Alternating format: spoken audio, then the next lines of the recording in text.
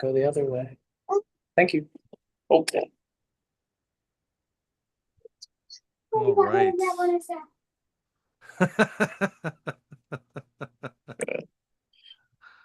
Oh man.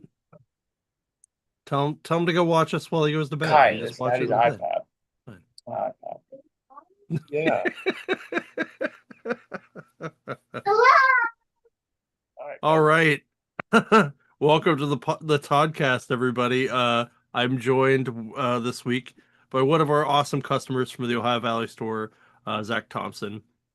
This was kind of like it worked out well because Justin couldn't make it, and I was like, I think and he had asked to come on and just kind of hang out, and I was like, well, what are you doing? Worked And it out just worked perfect. out. Yeah, man, it was great. Um, so yeah, so welcome to the show. Thanks Um, for having me. absolutely, man. This is gonna be a lot of fun.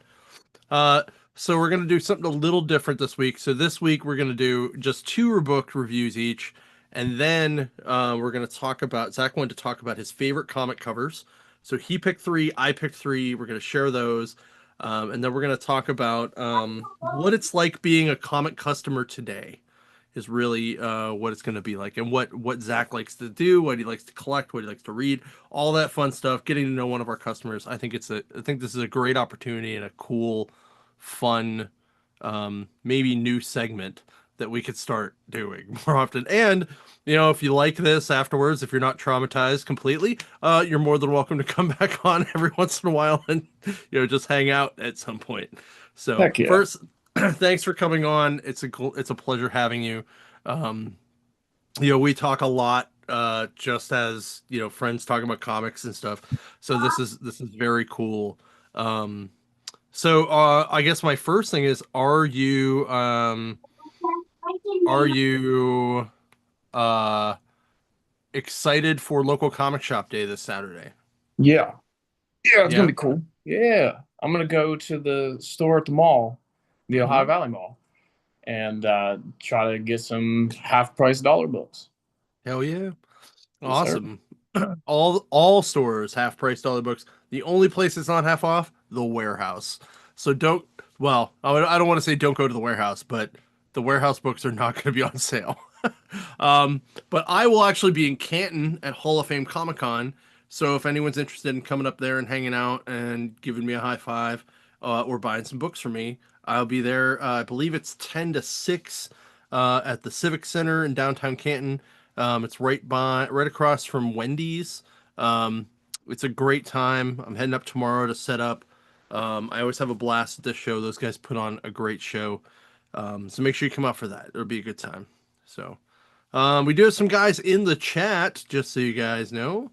Um, so what's up, guys in the chat? If you guys have questions for Zach, you can totally put them in the chat, and I'll read them out loud later. Uh, so yeah. I guess before we go into everything, like tell us a little bit about yourself. Like what do you do in real life? What got you into comics? And then we'll go into the comic reviews. I work a boring just warehouse job. That's it, man. That's it. Which warehouse do you work at? A drywall factory. Yeah, that uh, is really fucking boring. You're literally watching drywall every day. every day. N That's nothing, wow. nothing fun. Just But I bet you're covered like in an dust. expert on how the different thicknesses of drywall Oh, are. you wouldn't believe how many there are, man. Pretty bad. Yeah. Yeah, like I need it's kind to of mind blowing. I just need to figure out how to get a drill to go through like the firewall stuff. Like I can't get it to drill through it. It's not supposed to, but No, it's not. it's Yeah, man, that yeah. stuff's tough. Yeah, our Tough. Butler store, the walls are lined in that stuff, so it's hard to get like to Oh, hang stuff on the walls. It's really you ain't really gotta worry about the crazy. walls crumbling. Promise that. Right? Um cool. All right, so how long have you been reading comics? I'm 31, so since I was like five, so 26 Wow. years. So since like 1999 Yep. ish. Woo. I Yep. was a junior in high school and getting ready to play in my band all the time, and I was kind of on the kind of like, I'll read comics as I can because where I grew up was a very small town. Think of it like small uh like oh man, like Bridgeport, right? Oh, yeah. Um, maybe even smaller than Bridgeport. Um, and the only places you could buy books were two. There were two. There was a drugstore and there was an actual place called the Newsstand. Um, and one had like a 4 foot section of tiered books, and then the other one just had a spin rack, and that's it. And if you missed it, you were screwed because they only ordered like 4 copies of anything. Hmm. Yeah. Um, so and I was kind of getting more into music at the time too, so whatever. But anyway, cool. All right, so we are going to talk about some comic reviews, and then we'll get into some other stuff. But I'm really excited to have you on. I think this is going to be a lot of fun. So, oh yeah, you can totally swear on this, by the way, if you feel the urge to do so. Cool. So, all right. Whoop, that is not the button I wanted to push. Uh-uh. Okay.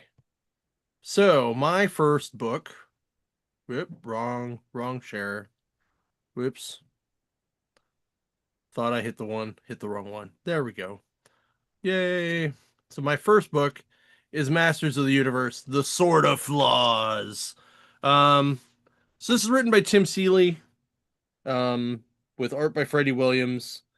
Um, and it is very much so in tune with everything else that Tim Seeley's written. It starts off with Prince Stall and Prince Adam having dinner um, on like a carriage, I guess, while they're traveling to Castle Grayskull. And of course, there's something that goes wrong. An earthquake happens, um, but you find out that the earthquake is actually caused by Skeletor and a core breaker, which was a leftover weapon from the Great Wars, which was way back in the day when the sorceress was a young lady, and it almost seems like Skeletor is going to win, but of course the fight ensues.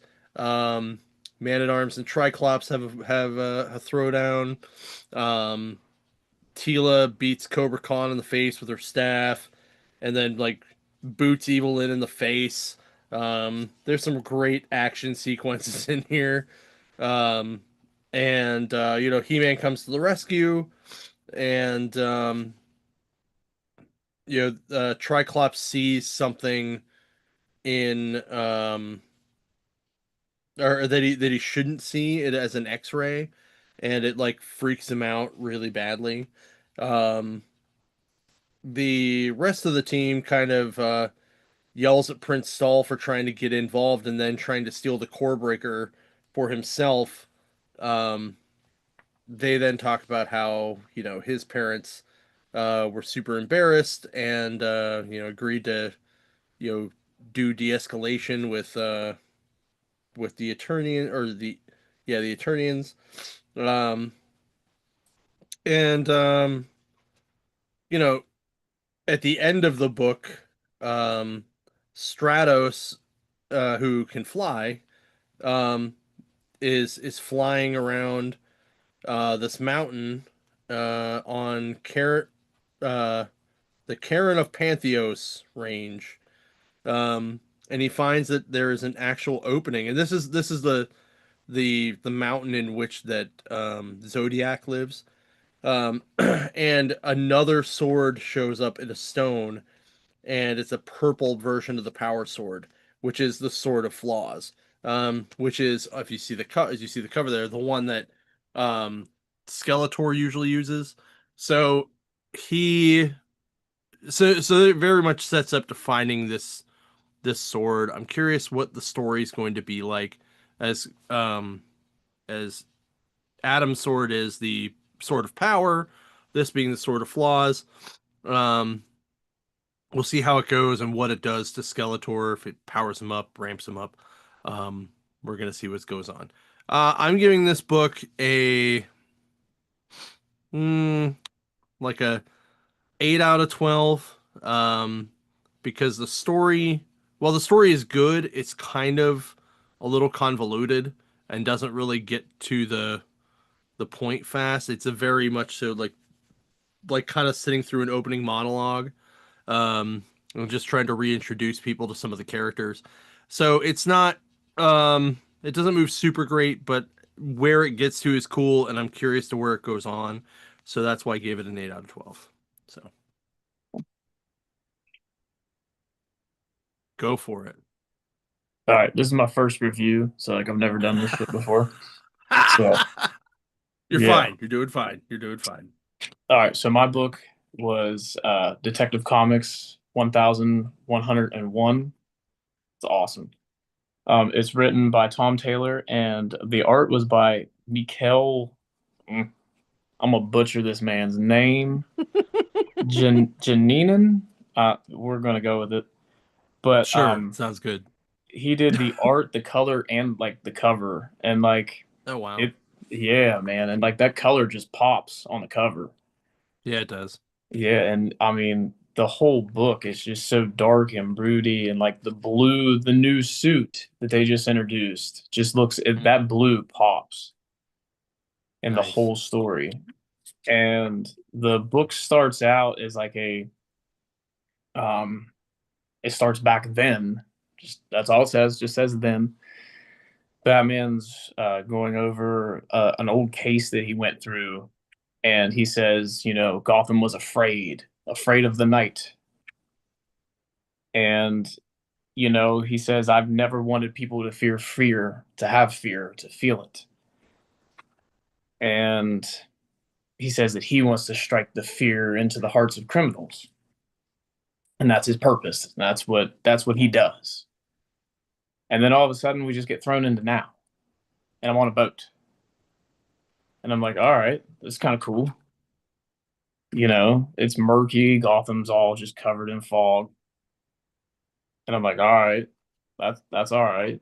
And I'm not really sure what's going on, but when you turn the next page, man, and he's in the water, Batman's in the water diving down to see what's going on this boat, the colors just pop. It's crisp. He saves a woman from drowning. It's awesome. And then all of a sudden, everybody's just kind of just chilling, right? Just standing on the boat. And Batman's just like, did anybody notice the dead bodies in the water? Like, What?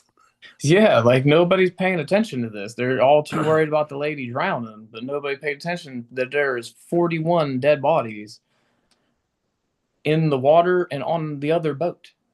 There's two boats, and the one boat has 41 dead bodies, and nobody has noticed this. Nobody has paid any mind to this. Wow. How the hell do you not notice 41 dead bodies in the water and on the boat? Well, I mean, think about Dexter, right? Like, no one noticed all those trash bags piling up. Come on. Seriously. And then, I mean, pretty much the rest of the story, because this is a new build up to a new arc, is that he's just examining all the bodies to see what's going on, to figure out what the pattern is. And all of a sudden, he starts hearing just like a sound, like a little, like a pitter patter kind of. And he goes down into the bottom of the boat, and there's just a kid just chilling there playing like a handheld video game. Oh wow. Yeah, except this kid's sick, dude. It's bad. Like he's sick. And on the wall there was a message. It says, "The fear will end, Gotham. Your courage is coming, the lion." Hmm. And I'm kind of intrigued as to where this is gonna go, because everybody on this boat all like died from just like a mysterious illness. And all of a sudden, when Batman encounters the kid, he thinks that now it's like airborne, like there's something here. And then he puts on his, little gas mask.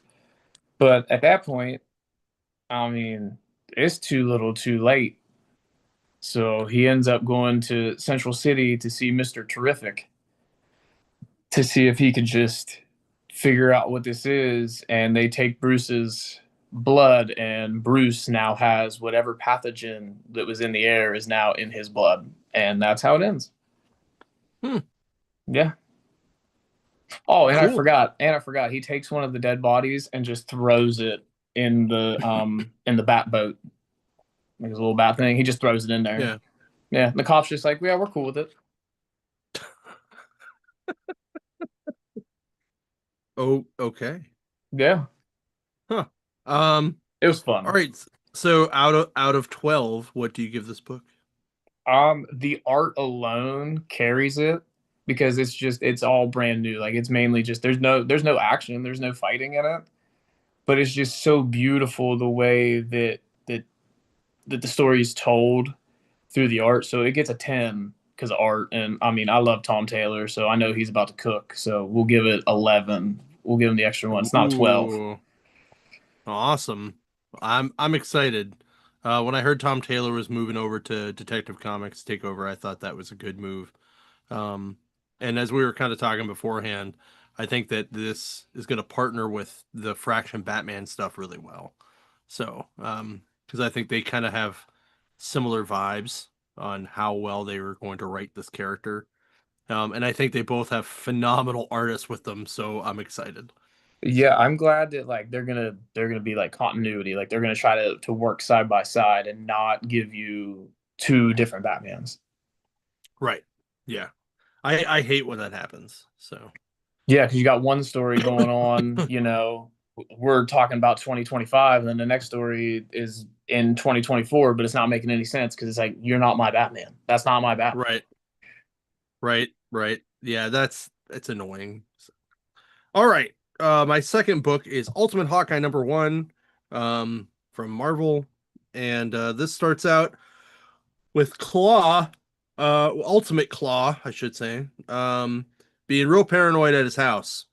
And then from across the city, Hawkeye literally shoots an arrow that goes around corners, breaks apart, shatters all the glass, like does all the countermeasures, and then shoots him in the eye, pulling his robotic eye out and killing him right like that. Jeez. Um, yeah, it was crazy. I was just like, what the hell? Um, so um, so this Hawkeye is Charlie Ramsey, by the way, not Clint. Because the original Clint, uh, I guess like abandoned his bow, like he just kind of left it Hmm. and ran. So Charlie claimed the mantle. And they've been fighting against Roxxon, which happens. So Charlie goes to this. I want to say like sort of like underground club thing meeting, where he has to wear a mask and wear pay a penny thing, like some kind of like coin. And he goes in there. It's sort of like a dominatrix party, but not. Like think like Eyes Wide Shut meets like prison sex. We'll call it that. Um, so he eventually goes into this room that he's supposed to like find a senator in, and two guys are in there, and they blow dart him. He then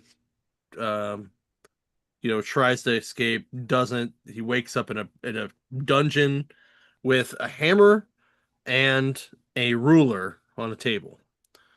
Um, so they say, pick your weapon and then your tool and then leave. So he goes down the hallway, and there are two tables. One where he has to put his hand in there and use the hammer to break off the superfluities, or you just put the ruler in the thing, and he's like, "Really? I could have chosen the ruler." He's like, "Well, you chose the hammer."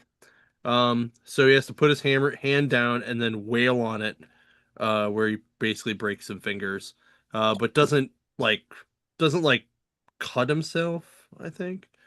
Um, which then opens a room with all of his Hawkeye gear. So he goes in and gets his Hawkeye gear. Um, and all of a sudden, like, tries to shoot an arrow to get out of there, ends up in a different room. This room has four colors on the floor. He's given a riddle by the voice over, um, and he figures out the riddle to get out of the room, which then drops him into an arena, and you find out that Exterminatrix is the main villain. So if you see any of the variant covers with the girl with the like the black leather with the red hair, that's apparently Exterminatrix. Um, so then he has to fight someone. Who does he fight? The Ronin. Who is the Ronin? You guessed it, Clint Barton. So they have a throwdown. Um, Clint ends up, losing, um, and being turned into actual gold. Like Exterminatrix actually turns him to gold, which then leaves Hawkeye alone. So Hawkeye leaves, um, and it says that's the end. So I think this was a one shot. Um and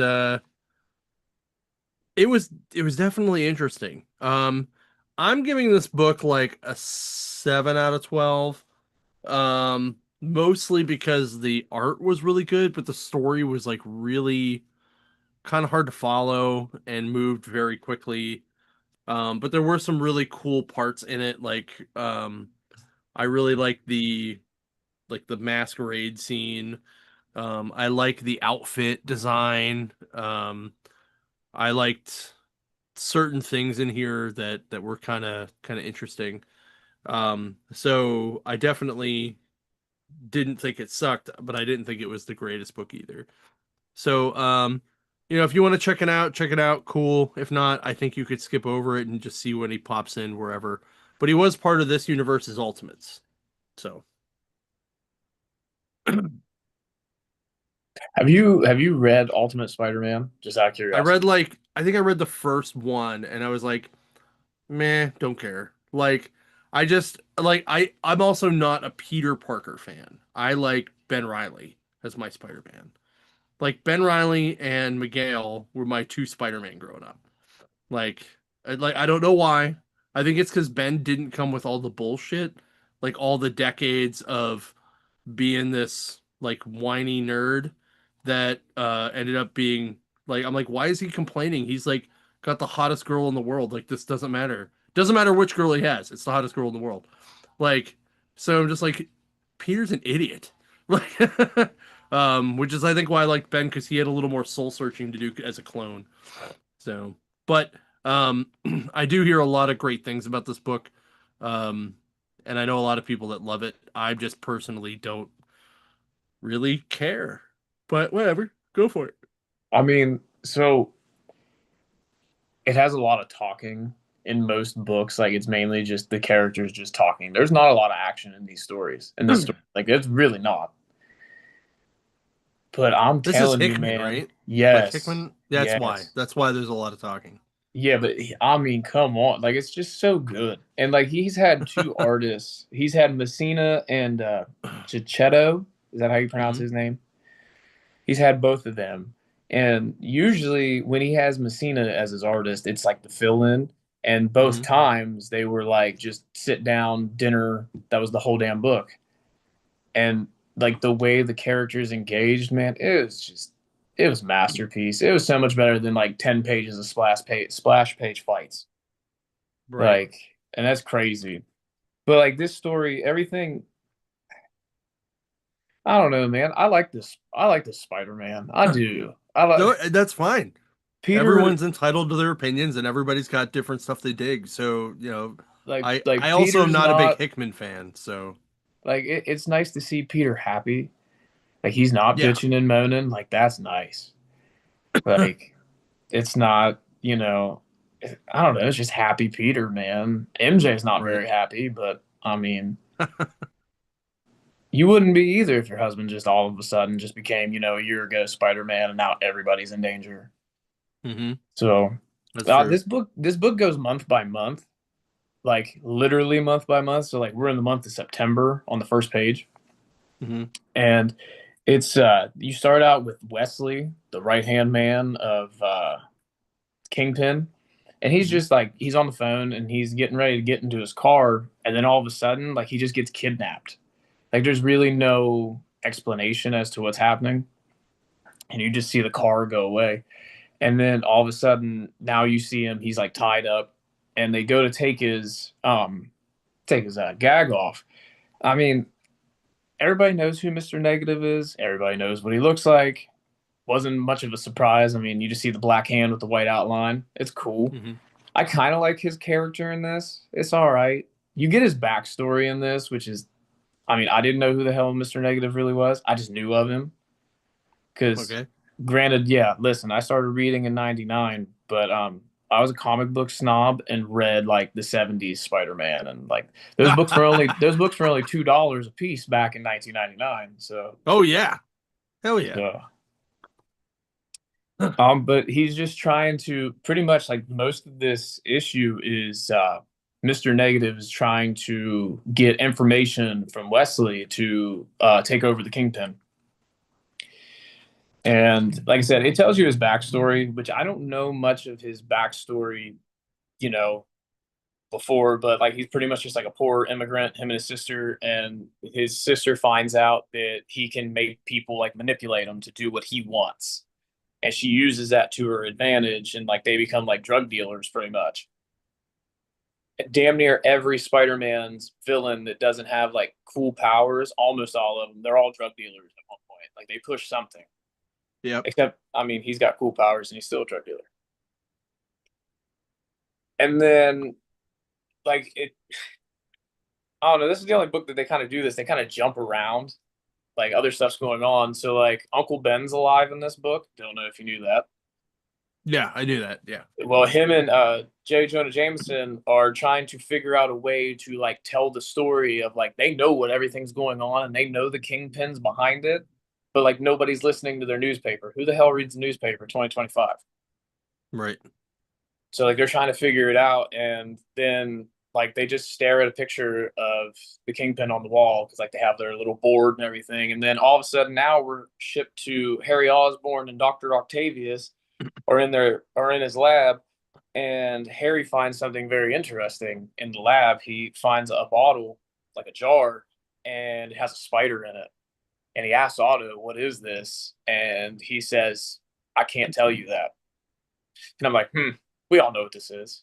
We know Hmm. exactly what it is. Then we go back to Mr. Negative's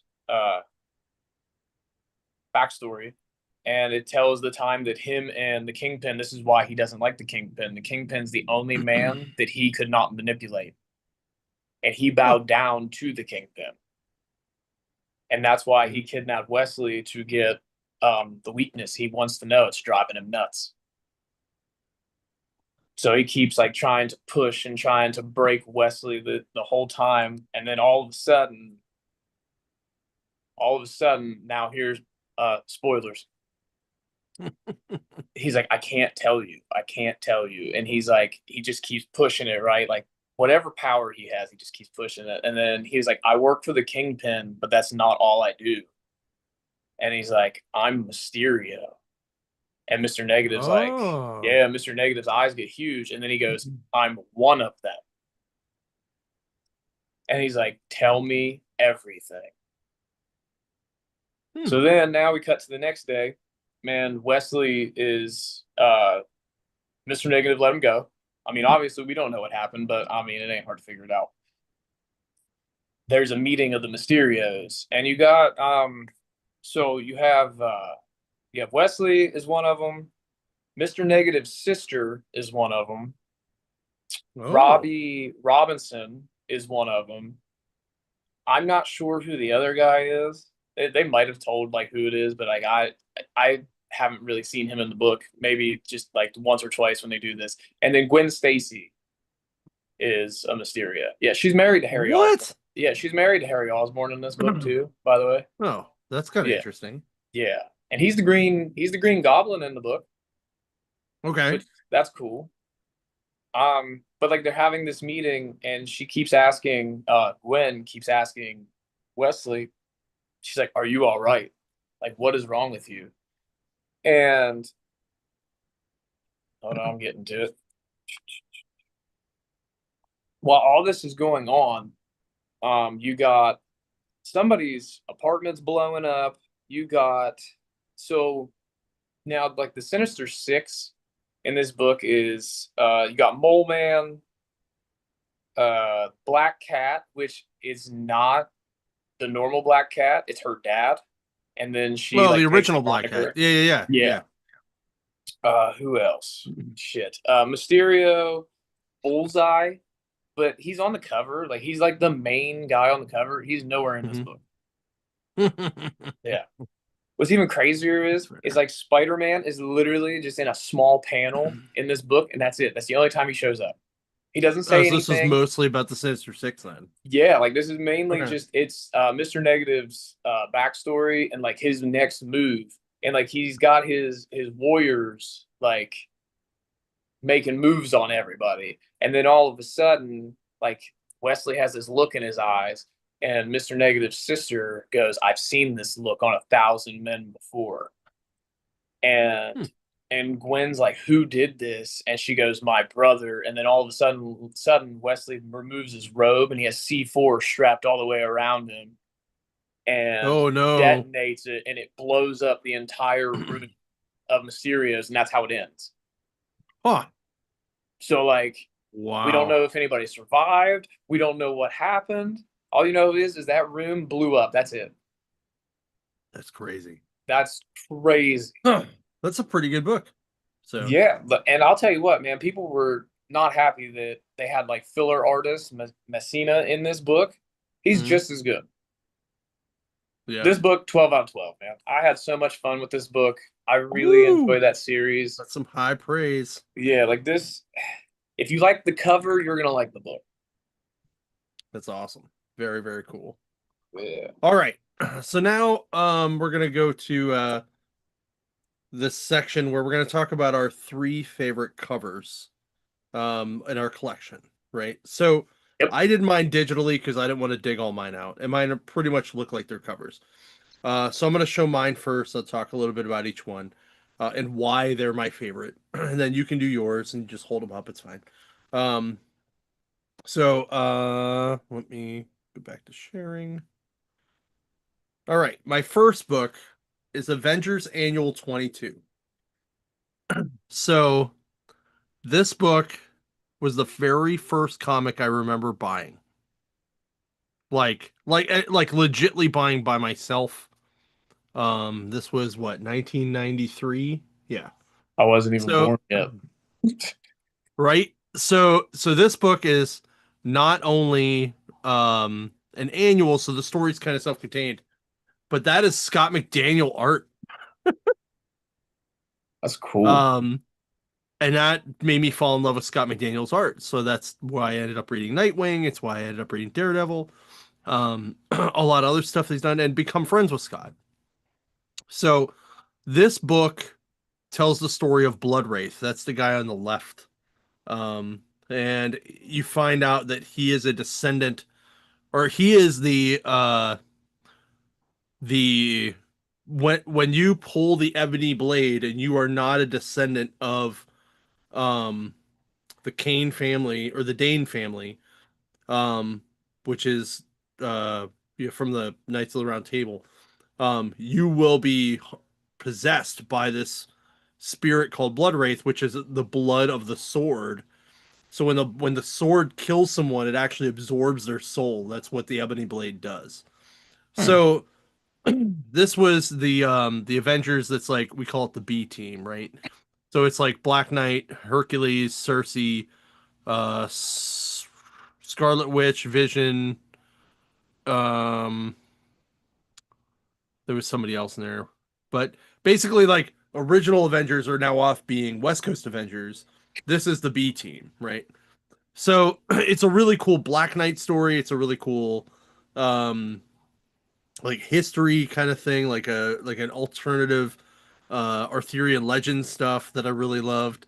Um, and this book, like the cover is just so badass. Um, and it's so 90s, right? Yeah, look at that cape, man. Right? Like both of their capes. Like it's freaking nuts. Like this could have been a Spawn cover in my head, right? The only thing it's missing is the pouches. Right? Well, he does have some like leg bands right Yep. there. So, but that's one of the reasons I love absolutely love this cover because it made me fall in love with comics. Like it made me fall in love with art. My next one is Batgirl number 12 from 2016 or no 2010. Sorry, 2010. This was the very first Art Germ cover I owned. And I'm pretty sure it's the first one he published for a major publisher. That's pretty dope. But I also love Stephanie Brown. She is my favorite Batgirl. Now she's back to being spoiler, but I loved her as Batgirl. She made her own Birds of Prey. Um, and this was actually a cool um cover because like this is the issue where she really like the second this is the beginning of the second arc and she really comes into being Batgirl.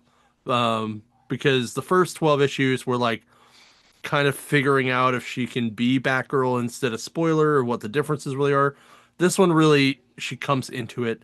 And I just love this art. Like who doesn't love like a badass chick who's just been like in a fucking brawl and she won, right? I like the I don't know, man, the color. Yeah. Like that's what Yeah, I yeah. like about it. It stands out. And it looks like it's raining. That's pretty cool. Yep. Yeah. Yeah. I just like the outfits torn and stuff so it looks like it's not like Batman where you never see it get torn. Right. This is actually like holy crap, like she actually took a beating and it got her uniform ripped up. But I She I needs to really tell love this Batman she cover. needs a new suit. Well, She needs whatever he's got. I also loved her suit because it had that purple underneath, like the spoiler purple, Now, which I was really she the thought was one that was good. Robin? She was Okay. Robin for like 3 issues. Um, so I yeah, and I loved every second of it. I think she's still my favorite Batgirl. My last one is Batwoman number one from J.H. Williams and Hayden Blackman. This was the very first issue of what was the detective run called Elegy, and this the J.H. Williams art is so good. Like it goes throughout all the books. It is the most uh, immersive art I've ever seen in a book. And this cover just it's iconic to me. Like I love Batwoman. She's also like one of my favorite characters in the Bat family. And this really and it really set the change of her whole backstory. Like this is where you find out she's Bruce's cousin. Um, and her cousin on the other side becomes Flamebird later, and that's her Robin. Um, and she's in a relationship with the Question. And Alice makes her first appearance in here, which is basically her Joker, but it's her twin sister who she thought was dead. And she's just as much of a psychopath as the Joker is, and it's awesome. But this cover just when I saw it, I was like, holy shit, I need to buy this. Like I just want to buy it for the cover. Like I almost didn't read it. I was like so enamored with the cover, and then I started flipping through it, and I'm just like, this is crazy because like the art and the words like flow into each other sometimes, and like I said, it's like an immersive comic when Williams was doing it, and it's sad that he ended up not being able to fulfill the end of that, and then passing it on to McCarthy, but um, McCarthy did do a good job with it. I just really fucking love G.H. Williams, and All I'll the buy co- anything he does. all the covers from that story are awesome, man. Yeah, I read that on DC Infinite because on your recommendation, yeah, and that's awesome. Like it's such a good story. And I the had art's no like idea. so good. It just like flows in and out, and it just Yeah. flows with the story, and it's just so good. I'm getting goosebumps talking about it. Like Like I had I no love it so idea. much. Like I had no idea who the hell that woman was. I didn't know. Hmm. I listen. I read what I like. You read what you like. Half the shit that some people like, I've never even heard of. Like Right? it's honest. Like, and I'm open to. I'll read anything, man. Right. It's like when you get into like the real like indie stuff like the Milk and Cheese and the Fat Ninja and stuff like that. Like people are like, "What is that?" But I'm that guy, dude. I'm like, what the hell did you just show me? I've seen some weird things. So, all right, what's your three? Let's see. All right, so you had like all these cool stories, and you're like, man, the story was great. I loved it. I just picked three really cool covers. No, it's totally fine. So, all right, uh, RIP the current Daredevil run. God, it was awful. It was bad. It was really drawn out, but it had a really cool cover. So this is the second printing, and this was in the first issue. It was a splash page in the first issue. Oh, damn. Yeah. That is really good. Okay, so when they did this, right, the art in this book, they had multiple artists, but Yeah. they knocked it out of the park. It was great. Now the story, trash, terrible. Just throw it away, start over, give me somebody new. I'm sorry, but it was so bad. Like it you gave me like the seven deadliest sins, but you dragged it out for 25 issues. And then you gave me no there was no Resolution. winner. Yeah, no Yeah. winner, no loser, no nothing. Wow. Like nothing. They just Who kind was of the like writer stared on off that into the run? distance. Who is it? Who's the writer on that run? Ahmed? Oh, okay. Yeah, he Yeah, I listen. think he's one of the guys that helps write the show too, which is weird. Well, they need to get the other guys to help him write the comic book because that's bad. Um, so anytime you got Doctor Doom riding Oh Doom, T yeah. Rex, like I love that cover. It's so that's just good. cool. Like that's awesome. I mean, Rex Doom. I'm not a Fantastic Four guy by any means. I try to buy like all those little compact books because I mean that's a great price. It Even is. Marvels, like it's what 14.99. Mhm. So I read the one that they put out that was Hickman, and I do like his stories. Now, yeah, he's a little slow at some points, but like it just delivers a really good story. So I think this one was written by I think it's Ryan North, almost Yeah. positive. Yep. So, but yeah, That's awesome. I Doctor bought that Doom. same cover for the same reason. I fucking love Doctor Doom, and as a dinosaur, why not?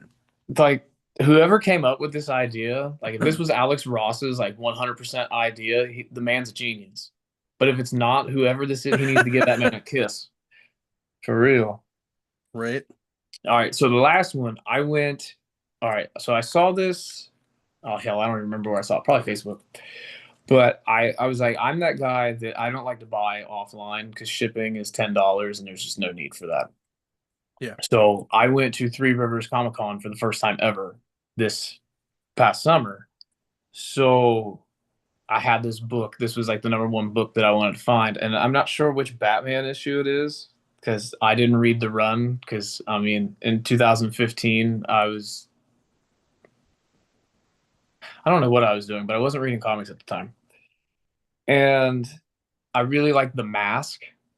Okay. So like finding this cover, they did a mask movie poster, but it's the Oh Joker, yeah, I remember and that. like that's awesome. Was that Batman Man Who Laughs or the Batman Who Laughs maybe? I don't know. It says the Batman. I know, like on the cover, it says the Batman from cowl to scowl. Here, we'll see what it is. I was gonna say let me search for it. I've never even opened this damn thing.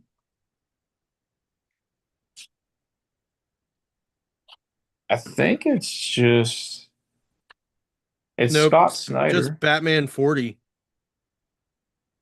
It's just Batman 40 from the New 52. Oh, dude, the first page of the book, you got Mr. Freeze freezing everybody. That's pretty dope. I've never even opened it. Why have I never read this? You got a T-Rex in the, so we're talking about the cool Doom T-Rex. There's a Joker T-Rex just chilling. Oh yeah, yeah. So that is during the death of the family, I believe, or no, it's after that. No, it might be the end of the death of the family era of Snyder's run of Batman. And that would be why there's a lot of Joker in there. Oh, But I it was remember when really he, good. yeah, when he cut his face off and then he reattached it and then, Yeah, and Detective, that was awesome. yeah, yeah. I actually Yeah, remember buying that trade paperback. That's one of the like, yeah. I spent my own hard-earned money on that book. Nice. Yeah, it was back when they were what, like 14.99. That was awesome. Um, yeah, yeah, that'd been about right for a paperback. Yeah. Yeah. Yeah, Um, man, I love reading. I read all the damn books I own. Well, for the most part, except if it has just a cool cover. Because, like, I'm not gonna go back and read 1 through 39. Even right. though, this would be the same run as the Court of Owls, right? Yeah, Court of Owls was the first part of that run. Yeah. That's fun. I'll be honest, it like at the death of the family was kind of like the last good chunk of that run for me, at least. After that, like it got weird and then Gordon became Batman and it was awkward. Yeah. Yeah, I don't yeah. They Anyway, changed things way too much. like I like Scott Snyder's writing a lot. Like I do. I love his writing a lot. But I was just like I think he just kind of got like bored with it. Well, So, his absolute Batman is something fierce. yeah, I love the writing in it. I just don't like the art. Like it's just not my style. That's all. Like it's not that it's bad art. It's just it's not my style art. Like I don't dig it. Um A lot of people just don't like big brute Batman, and I'm like, dude, I'm for it. Like when he took the little plier things and took the yeah. bat symbol off his chest, and it was a fucking axe. Oh, I'm sorry, I don't know if I No, want you're to say good. that. You're good. You're good. You're good. Like I'm here for it. Like Yeah. just give me big brute Batman. Like I'm cool with that. Like it's awesome. Yeah, I thought that part was cool. I really love all of these videos people are shooting as cosplay Absolute Batman though. Um Yeah, dude, and they're huge. Like they're like, yeah, they're huge and it's hilarious. Like it's like, oh, like they'll come in as regular Batman and then they'll be like they'll see their villain like in the hallway and then they'll be like, hold on, and they go in the bathroom and they come back out as fucking Absolute Batman. did you see the absolute Joker that they're premiering in December? No, I have not seen it yet, but I'm sure I will see a lot of it in the next couple of weeks because I'll be at New York and Baltimore. Yeah, I'm telling you I'll right be, now, little wimpy Batman would not be able to. He'd get his ass whooped. yeah. I think Well, I Big know Brute Batman like is going to get there his ass. there was a really funny thing where it was like somebody it was like Commissioner Gordon talking to Absolute Batman. It's like this is just one dude going back and forth, and he's like, all right, cool. Let me see the rogues gallery. He's like, all right, first up, Poison Ivy, and they like shows him this picture like whatever like ghoulish kind of dudes. He's like, what the hell is this? And then it's like, all right, well, who's next? He's like Mr. Freeze, and he looks like a White Walker almost. And Yeah, he's like, what the fuck is this? This is creepy. What? And he's like, all right, last up, Bane, and he's like, oh, easy. And then he looks at him. He's like, holy Jesus, I'm done. I'm just done. And it's just really really funny.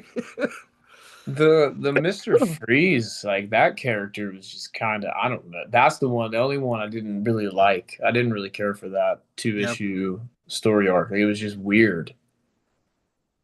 I mean, but isn't that the point though? Like, I don't yeah, want normal Mister Freeze, all poor pity me. My wife's dead and she's frozen because I can't figure it out. No, give me something cool. But I just right. didn't care for that character design. I thought uh I think Scott does a good job of breaking the mold because he kind of did it with the New 52 with both that and Swamp Thing. He did it with uh Batman Last Crusade, I want to think it was called. And then he's doing it with Absolute Batman. But he does it with a lot of stuff, and he does a good job of like reimagining characters to kind of fit a new world. Oh, and Metal, he did Metal. So Yeah. all of that was tons of crazy. And I really liked a couple of the Batmans we got out of there too. So Now the metal one that I haven't read it. mhm. Is that's the one that had like all the little one-offs of like the different variations, right? Yeah, Like you had Lobo Batman. I do own that book. That's fucking cool. yeah, and then you have like Green Lantern Batman, but it's actually not. It's not Bruce though, because it's like a girl. You have an Aquaman Batman who's also a girl. Or no, sorry. Green Lantern one is Bruce. Aquaman is not. Uh there's what the hell is the Flash one? It's something Menace. But that one's cool. There was a Cyborg one, there's a Joker one. Trying to think what the other ones are. But there's a bunch of different ones that I thought were kind of cool to see different versions of Hmm. Batman, Batman's, Batman, whatever. I thought it was cool. So Hmm. yeah.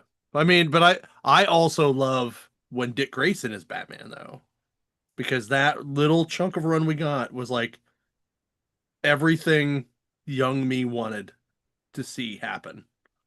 And Grant Morrison wrote it extremely well. So Grant I Morrison like and not Dan DiDio. Somebody I forget who wrote the main Batman run or the main Batman run, but he was an awesome Batman. So yeah, he was compassionate. He was sweet. yeah, imagine that. Yeah, even Commissioner Gordon noticed who's the new guy. Yeah. I just thought it was cool that they kind of flipped the script between him and Robin because that's Yep. when Damian became Robin and Damian was so much like Bruce. He's an So it's asshole. like, yeah, it's like he's a little asshole and Dick's the guy that's like, dude, calm down. I've been in your shoes. Shut the fuck up. I I like don't their care. You're interaction. 10. Yeah, I like So, their interactions. Like even yeah. like as Nightwing and Robin, like I really do Mhm. enjoy those two together. They are my favorite Robins and they are my favorite of the Bat children, I guess. Nobody likes Jason Todd. We get it. Yeah. Yeah, I'm not a big uh who's the other one? The one that's Tim with Drake. Robin. Tim Drake. I'm not a Yep. big Tim Drake fan either. Like but I loved Dick and I loved Damien. It's the Damien's D's. fun.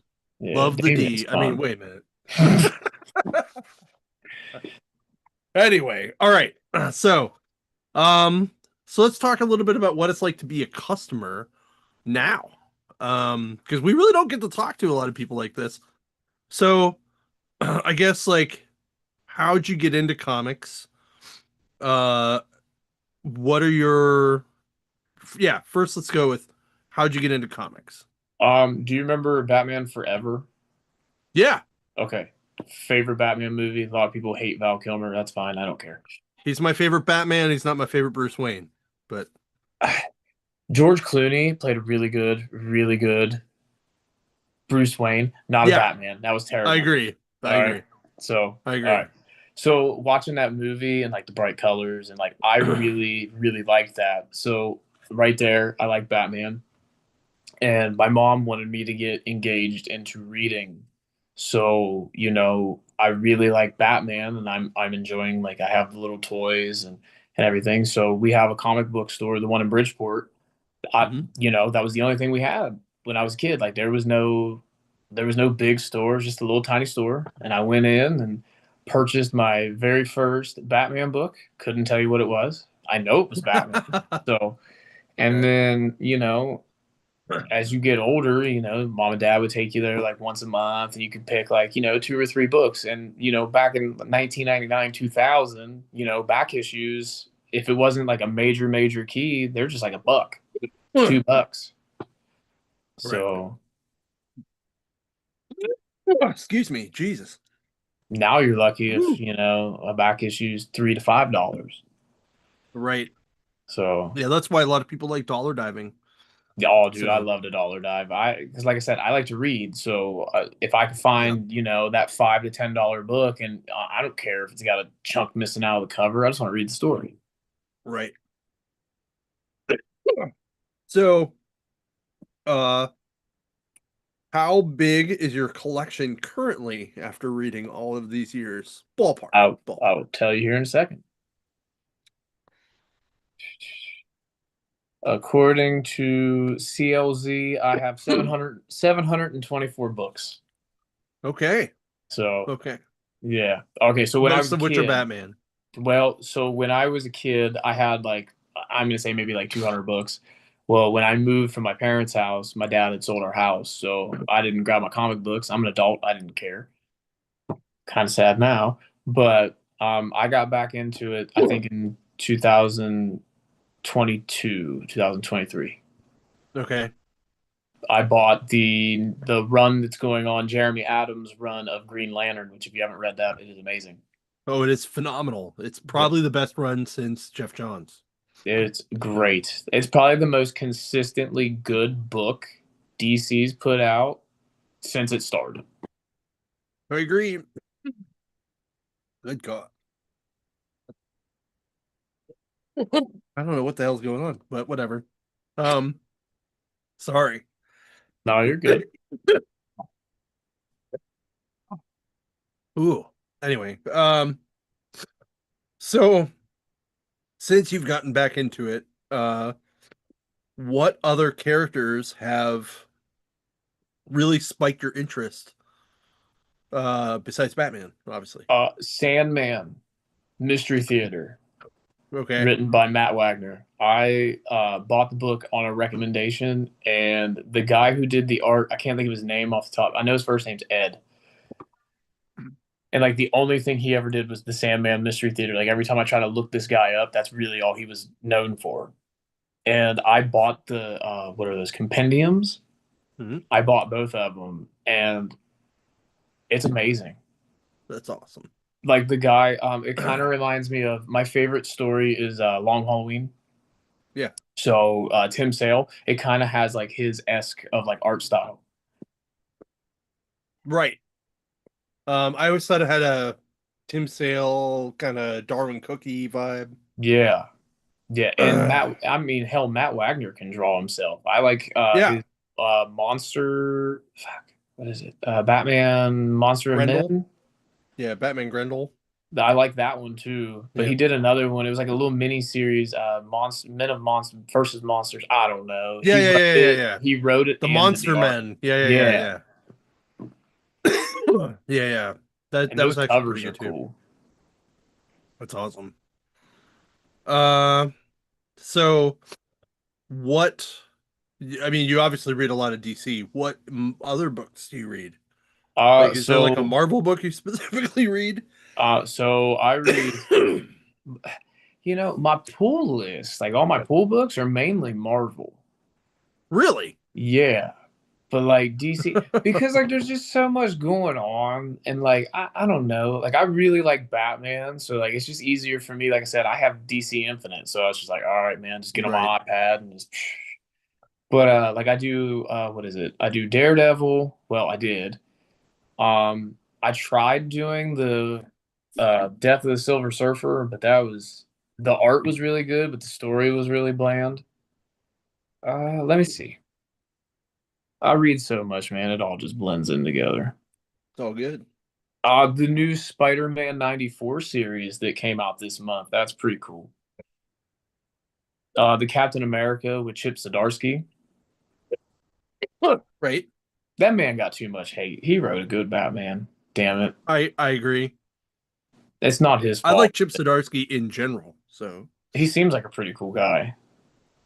yeah, Normally, like I like, read. I loved his art on Sex Criminals. Like it was great. Listen, I tried reading that. Okay. I tried. It's ridiculously weird. I know. It is, how do I put this? What the hell is that? Like, I get it, I understand it, but who came up with that idea? I imagine that they were both sitting around going like I imagine somebody brought up maybe like porn or something and they just went to town like that. But Like, it's just some of the things that like people are just like, man, we're just gonna roll with it. I just love that the two main characters are drawn to look like Matt Fraction and Kelly Sue DeConnick. Because that's his wife, is Kelly Sue DeConnick. Is Matt Fraction's wife is Kelly Sue DeConnick. I didn't know that.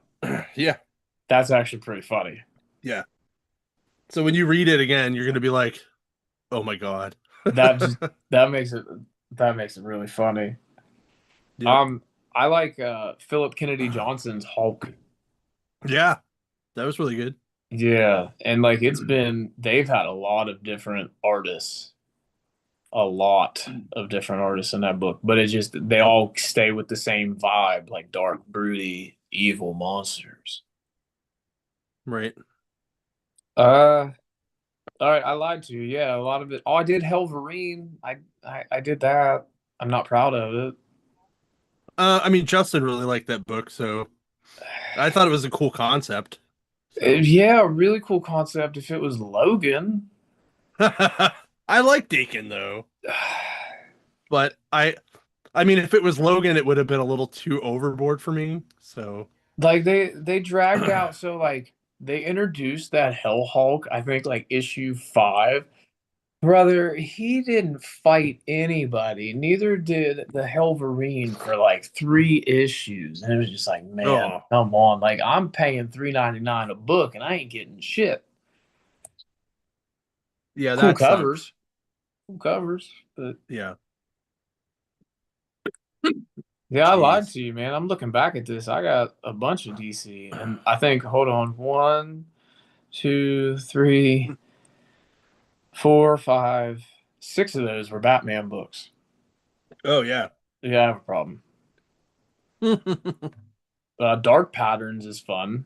3 issues. Each story is 3 issues, and who is that? Dan Waiters.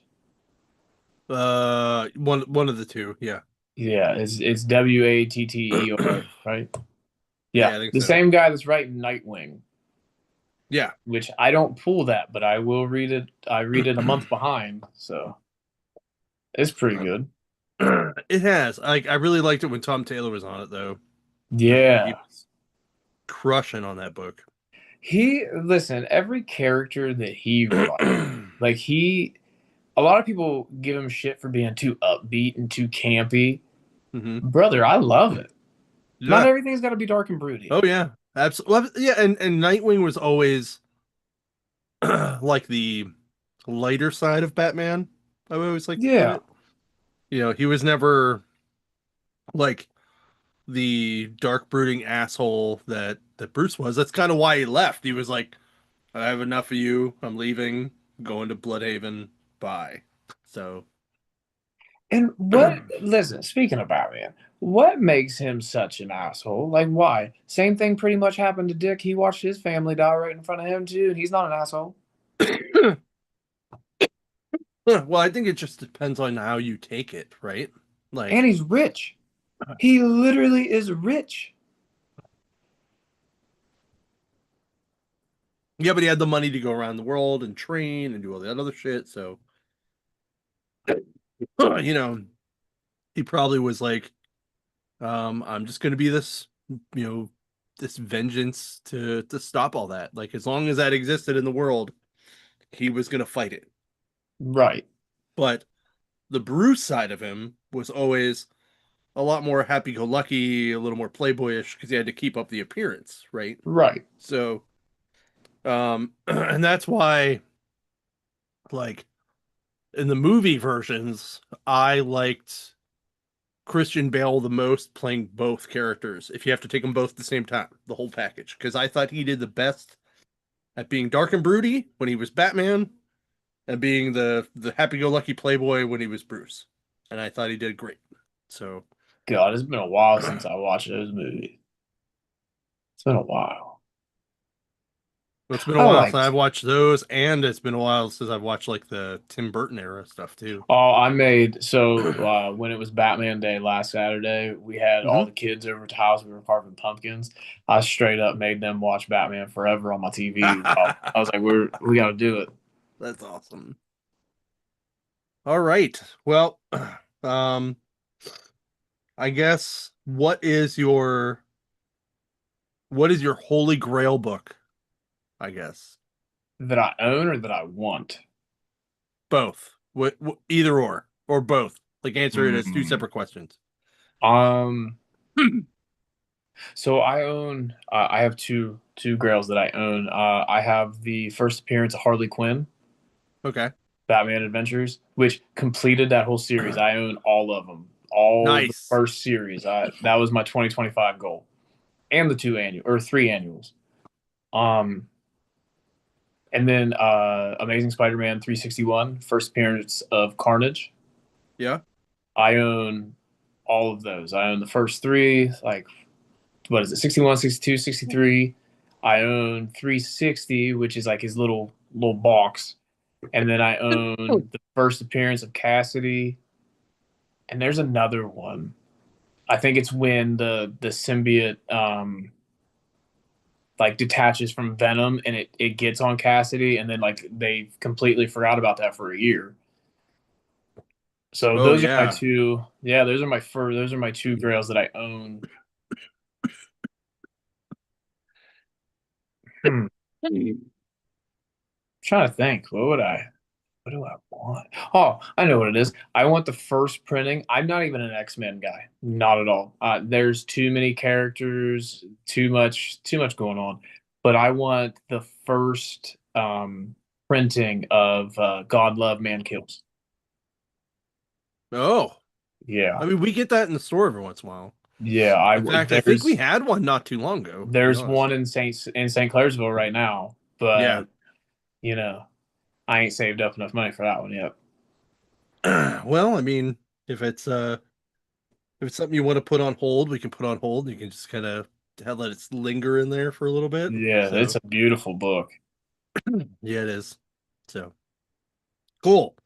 Um, all right. I think that's all the questions I have for you. Do you have any questions for me?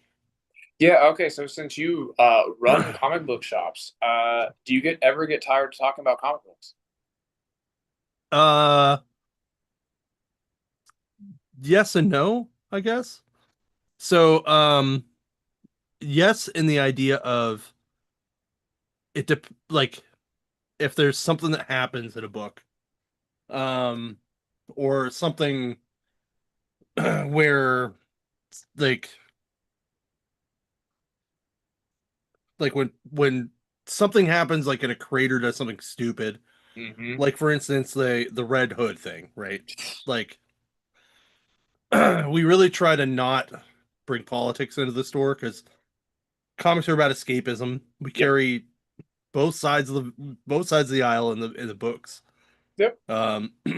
Stuff like that. Even though most of them are going to be left leaning anyway because just the nature of comics, right? Um, but like so that kind of stuff just drives me nuts. Um, like I'm just like, yeah, I don't care about your politics. Like I don't care about your cancel culture, whatever. Like that part Right. kind of sucks. Like when the whole uh Neil Gaiman thing happened, like that was talked about in like every single store. And then I was like, I'm tired of talking about this. But I will talk to customers about it. I will just try to hurry the discussion along and kind of cut it off when I need to before I, Right. go nuts. Yeah, Um, no, I understand that. I get it. yeah. But other than that, I don't, because I love hearing people's attachment to it, right? Like I love hearing why you love this character. But I also want to tell you about why I love certain characters too. So if you're Oh cool with it, yeah. I'm cool with it. But I've made so many good friends in this industry by just doing that. Um, it's it's been a very interesting ride the last 15 years for me. 16-ish, whatever. But I mean I've made so many friends just talking about random stuff and finding like, oh, you also love this character. That's awesome. Like, let's talk about it even more, you know. And I will go down really weird rabbit holes with people. So, I've been there, man. It's fun. yeah. That's why I wanted to be on here. Like I really like a lot of people like that I'm around, they don't give two shits about comic books. They don't care. They don't care what just came out. They don't care if there's a cool story. Like it's nice to find like other people that are, similar interests. Yeah. And it's nice. I think the other time that it sucks is like um for instance like when She-Hulk came out, right? Like everybody was like you were on one side or the other. There was no middle ground to this argument. It was either you liked the show or you hated it. And most of the people that hated it never read the book. They never read like the John Byrne run, they never read the Dan Slott run. For those of us who did, it was those books come to life because it was like literally how those books were written. So um sometimes it's hard to justify like, hey man, you know you're in a comic store, did you actually read? But that's um yeah, that would be the only time that it's not fun to talk about comics anymore. So Cool. Um, so you say that the Avengers book was the first book you ever bought, right? yeah. All right. What was the first story that made you really fall in love with comic books? Like story art, not just one shot book. Oh man. Yeah. So um oh, that's a great question. Because like where I was at, like we didn't really have access to a lot of graphic novels. So uh so my stories were very scattered and incomplete for a long time. But when I got to college, this beautiful thing called the internet started happening. So one of the books I read, two books that made me fall in love with it. One's a Marvel, one's a DC. The first one was The Watchmen, because that book was just so well done. And it really made you think about um how like the role of police and what they do and government kind of works in there too. Um and then the other one was Avengers Disassembled. So um weirdly through that story, I fell in love with Jack of Hearts, dies at the end. And I'm like, what the fuck? I liked Spoilers. him. I liked him in the not this last run of She-Hulk, but the run before, Yeah. where those Yeah, two were intertwined. I actually really yeah. he's really funny, man, and like inadvertently funny, and Yeah, just yeah. it's just Mhm. so much fun. And it's hard to find another character named Jonathan, so um I remember a Hawkeye mini. It was a Hawkeye 4 shot that came out in the mid 90s that I read that I really loved Hawkeye because of that book too. Hmm. I think Brett Breeding colored it or inked it. uh but yeah, there was so much stuff to consume at that point. And when I got to college, more of my friends were into it, so we kind of all started sharing our comics and reading a bunch of stuff. Like I remember reading The Invisibles, the Sandman, like the Neil Gaiman Sandman stuff. Um, That shit's which I'm, weird and crazy, brother. oh yeah, I'm rereading it now. Like since the show came out, I've been rereading it, and the the Orpheus story episode and the Orpheus story book are one of my all-time favorite things that have been adapted ever. So mostly because I love the story of Orpheus and the character of Orpheus in Greek mythology. So Yeah, I cool. tried. I tried to read some of that, man, and I'm just like, I can't. To each your own, but brother, just give me. I just want like I don't know. I just want a superhero story. I don't know. Right. I try to read some of them like non-superhero. I like what is that? Feral. Yeah. I like that. And what else did I read? Red Coat. He ain't a Oh, I superhero. love Redcoat. Yeah, That yeah. guy, that poor guy. Well, as a Freemason and the bad guys being sort of Freemasons in the first book, it was quite hilarious for me. So Yeah, I mean, I think the funniest part was seeing what is it? It's who is it? Ben Franklin naked on the damn table, yep, mad that he didn't get struck by the lightning. yep, Oh man, yep. So I all right. enjoyed that. Well, we've pretty much run out of time. So thank you so much, Zach, for coming on. This was a lot of fun. I hope you enjoyed it, and you're more than welcome to come back at any time. Thank you. I appreciate it. It was a lot of fun. Cool. Awesome. I hope everybody listening and watching had a lot of fun. Make sure you shop local. If you stop in our stores, even cooler. If you see Zach randomly shopping, say hi to him, talk to him about some stuff. And hopefully I'll see some people up in Canton this weekend. If not, I'll see some people in New York. So that's going to be a lot of fun. We'll be back. Excuse me, Jesus. Um, we'll be back next week with Justin, and we'll see how his vacation went.